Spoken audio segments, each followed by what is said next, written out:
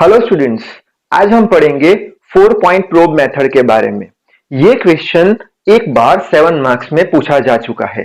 So I hope you are ready with your pen and paper. So without wasting much time let us start this video. अब पिछले video में हमने to probe method के बारे में पढ़ा। उसमें हमने ये देखा कि टू प्रोब मेथड की सर्टेन लिमिटेशंस है, जिसकी वजह से जो भी हम रेजिस्टिविटी की वैल्यू मेजर करते हैं कोई स्पेसिमेन की या कोई मटेरियल की, वो इनकरेक्ट आती थी।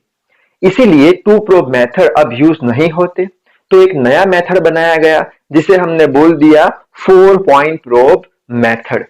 अब ये 4 पॉइंट प्रोब मेथड का क्या यूज है? वही यूज है। वो क्या मेजर करेगा? रेजिस्टिविटी मेजर करेगा कोई भी मटेरियल की या स्पेसिमेन की।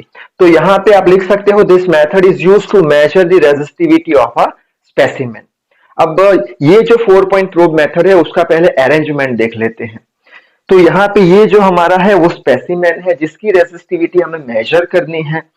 ये जो स्पेसिमेन है उसकी थिकनेस टी के बराबर हम मान रहे हैं, और यहाँ पे ये मटेरियल के ऊपर 4 प्रोब लगाए होते हैं। प्रोब यानी क्या? रॉड बोल लो या वायर बोल लो। किसके? टंगस्टन के रॉड ऐसे पॉइंट कांटेक्ट पे लगाए हुए होते हैं। अब टंगस्टन जो है उसका मेल्टिंग पॉइंट बहुत ही ज्यादा हाई होता है, जिसकी वजह से जब टंगस्टन में से करंट पास होता है तब वो जल्दी पिघलता नहीं है, जिससे करके ये पिघला हुआ टंगस्टन स्पेसिमेन के अंदर जा नहीं पाएगा, जिससे करके स्पेसिमेन की जो प्योर प्रॉपर्टी है वो बनी रहेगी। अब ये जो रॉड है, हमारे प्रोब है, सब रॉड के बीच का डिस्टेंस हम एस के बराबर मान रहे हैं, इक्वल डिस्टेंस है।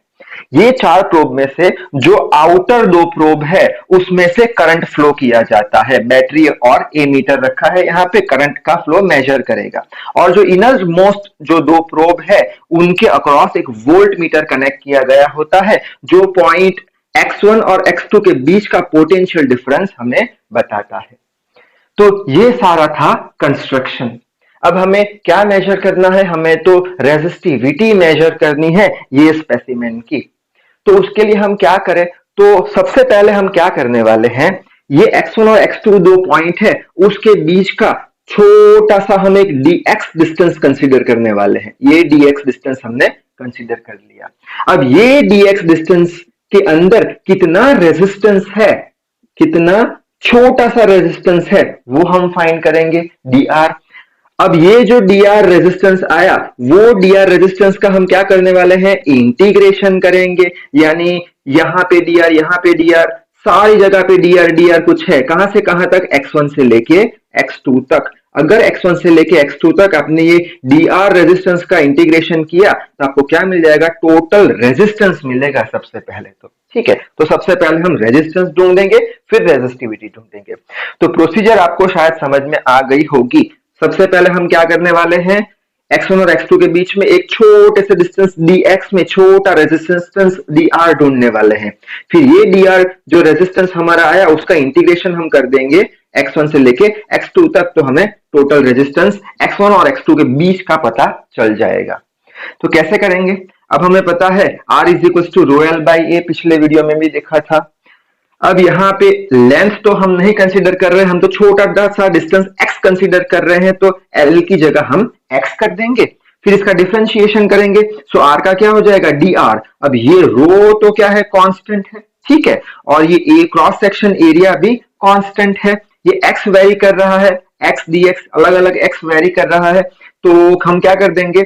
ये रो और A को बाहर निकाल देंगे, x का डिफरेंशिएशन dx कर देंगे। ठीक है, अब ये जो dr मिला, छोटा सा dr, उसका क्या करेंगे? x1 से लेके x2 इंटीग्रेशन करेंगे। तो यहां से x1 से लेके x2 dr का इंटीग्रेशन करो, तो इसका भी x1 से लेके x2 इंटीग्रेशन होगा।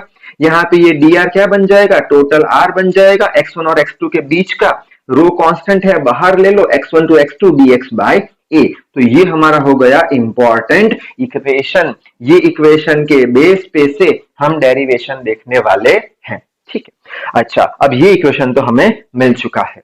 अब यहाँ पे हम रेजिस्टेंस कैसे मेजर करेंगे या फिर रेजिस्टिविटी कैसे मेजर करेंगे उसके इक्वेशंस डिराइव करने वाले हैं, 2 केस कंसीडर करके। पहले केस में हम क्या करेंगे कि ये जो थिकनेस है, ये थिकनेस, ये डिस्टेंस है उससे कई ज्यादा है।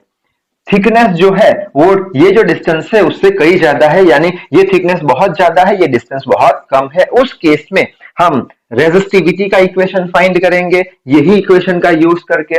दूसरा केस हम कौन सा कंसिडर करेंगे? ऑपोजिट। क्या?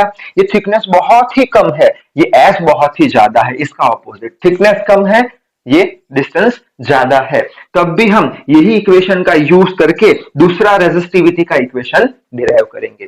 तो सबसे पहले केस 1 ले लेते हैं। केस 1 क्या है? थिकनेस बहुत ज्यादा है, डिस्टेंस कम है।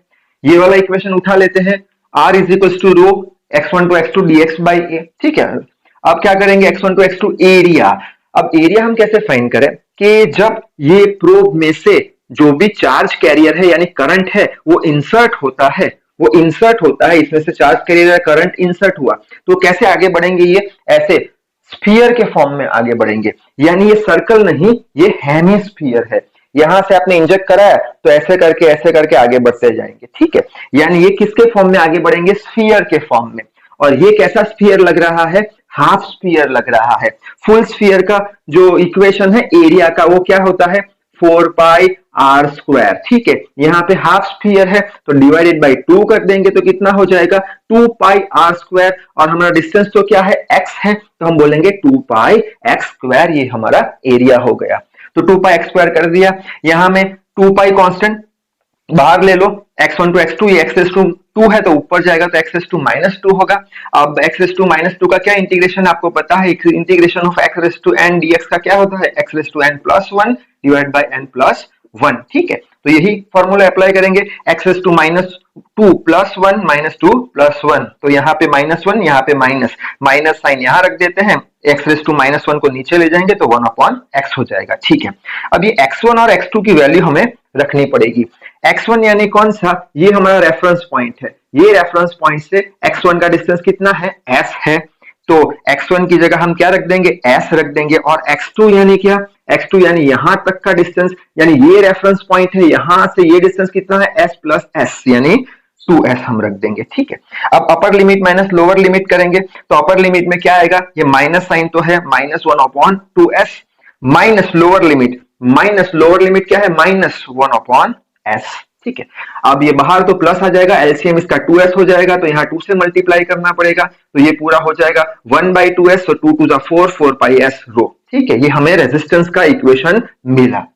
अब हमें ओम्स लॉ पता है, v equals to I R, so r is equals to v by I लिख सकते हैं। अब यहाँ पे दो प्रोब में से करंट पास हो रहा है, इसलिए हम i की जगह 2i लिख देंगे। अब ये इक्वेशन और ये इक्वेशन के दोनों के लेफ्ट हैंड साइड सेम है, तो राइट हैंड साइड इक्वेट करते हैं, तो rho 4 pi s divided is equals to v by 2 pi. इसमें से ये 2 कैंसिल हो जाएगा, तो रो का क्या मिलेगा? 2 पाई s v बाई आई। ये इक्वेशन से हम मटेरियल की रेजिस्टिविटी 4 प्रोब मेथड से ढूंढ सकते हैं। कैसे?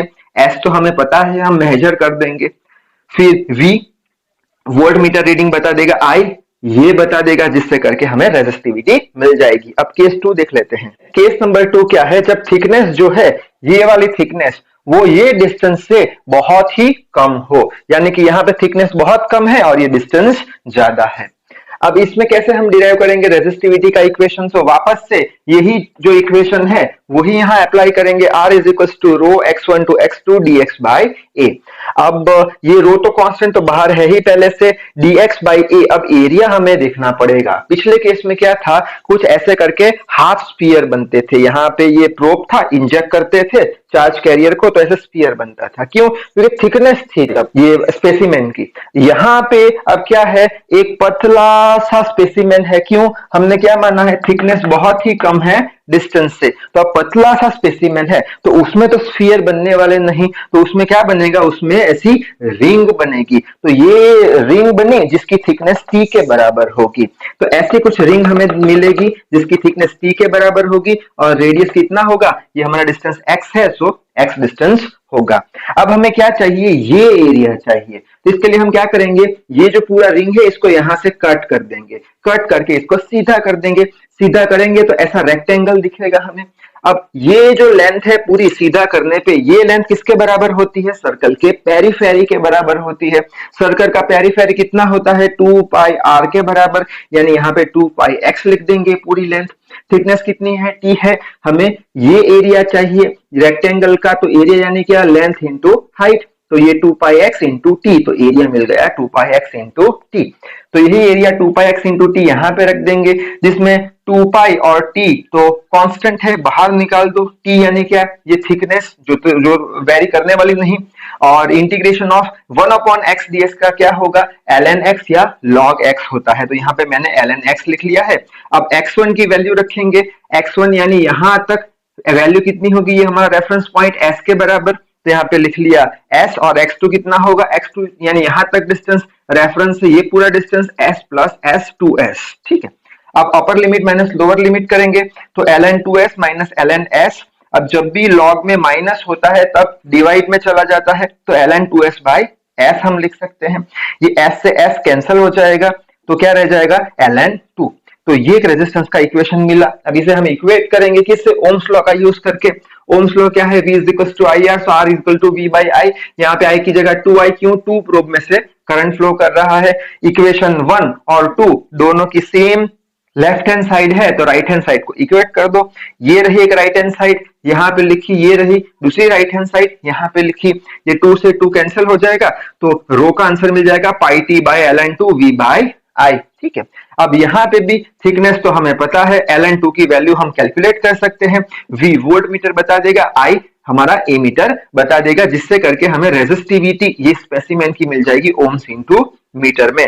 तो एग्जाम में आपको यहां तक लिख के आना है। तो इस वीडियो में बस इतना ही। So till then read hard, work hard. Thank you very much.